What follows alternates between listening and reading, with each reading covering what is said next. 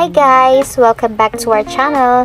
And for today's vlog, tayo nga po ay mag-iihaw ng isdang tulingan para sa ating dinner. Tara, samahan niyo ko. Unang-una nga niyan ay inutusan ko ang kapatid ko na manguha ng bao doon sa aming tapahan. At hindi ko lang alam ang term sa Tagalog. Basta yung nilulutuan ng mga kopra or nilugit sa dialect namin. At sinimulan ko na rin palang pagpira-pirasuhin yung laman ng balat ng niyog. Sa una nga guys ay medyo nagduda na ako kung apoy ba to or hindi kasi medyo basa nga siya. Pero tinry ko pa rin ang swerte ko, malay mo mag-work naman, di ba? At mag-apoy. Huy, nagbabaka sakali! Siyempre, ang ending nga niyan, hindi rin siya umapoy.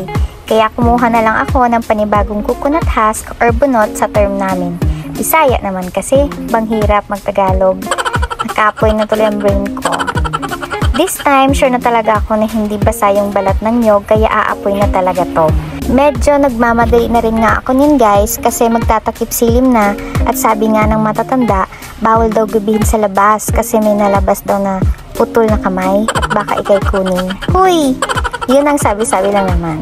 Nasa modern version na tayo kaya wala nang ganyan-ganyan. Aminin mo, ginagabi ka rin naman sa labas. Pero totoo, nagmamadali na nga ako kasi maya-maya kakain na kami. Pero hindi pa nalulutong ulam ng mga amo ko. Char! Binilis-bilisan ko na nga niyan ang pagsisiga kasi magpapabaga pa at time-consuming din yon. Ito nga yung maganda pag sa probinsya ka nakatira kasi maraming bagay yung malilibre mo tulad nitong mga baot tsaka bunot, hindi mo nabibilihin pa. Laking bagay din ang matitipid mo. At may ibang mga resources pa na pwede mong hingiin na lang sa kapitbahay mo. Pero wag lang aabuso kasi that's not nice po. Mapapansin nyo nga ho, lumubog na si Haring Araw pero ako hindi pa rin natatapos sa ginagawa ko. Nasa step 1 pa rin ako. Bakit ba kasi naisipang mag-ihaw-ihaw kung saan gagabihin na? By the way guys, dito sa amin wala palang mga minu-minu ng ulam.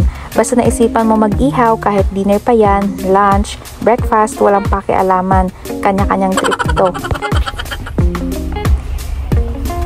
Pinagpapawisan na nga ako nito guys kasi summer na nga at hindi pa rin ako natatapos. Tapos amoy usok na rin ako para na akong tinapa. Buti sana ako may bibili, wala naman.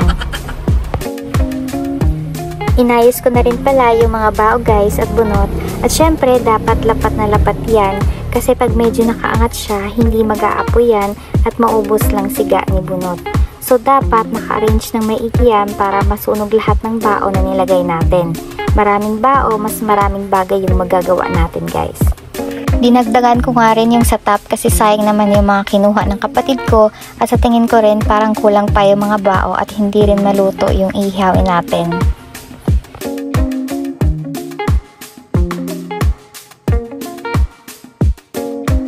Ngayon nga ho, antayin lang natin na mag-apoy yung ating bao hanggang sa magbaga siya.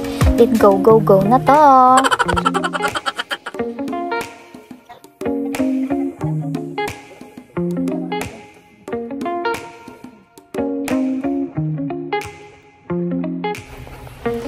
Naghanap-hanap na nga ako ng mga batong gagamitin natin para sa ihawan.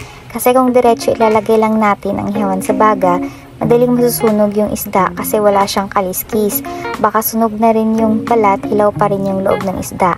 Naabutan na nga ho ako dyan ng gabi at medyo nagugutom na rin nga ako kasi wala pang merienda pagdating galing work. Kasi naman nagtitipid tayo kaya tubig-tubig na lang muna. Iwas dehydration. Nangungulit na nga rin ho itong aking inay kasi nagugutom na daw siya at inom pa daw ng gamot niya kaya tumulong na rin para mapadali.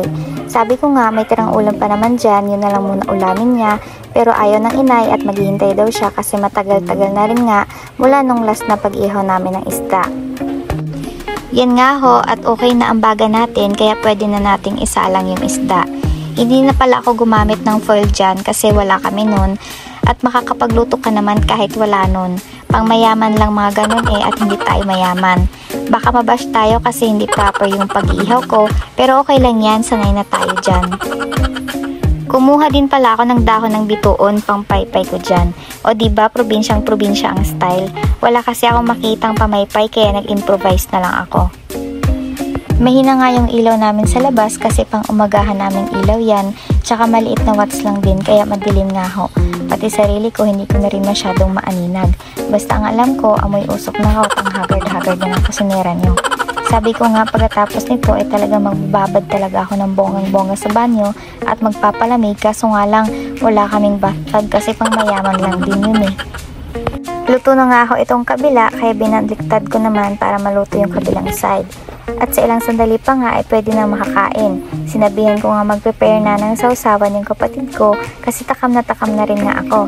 Kanina ko pang gustong kumain pero wala na daw kami kamatis at sibuyas na lang available. Kaya sabi ko pwede na yan at huwag nang hanapin yung kulang.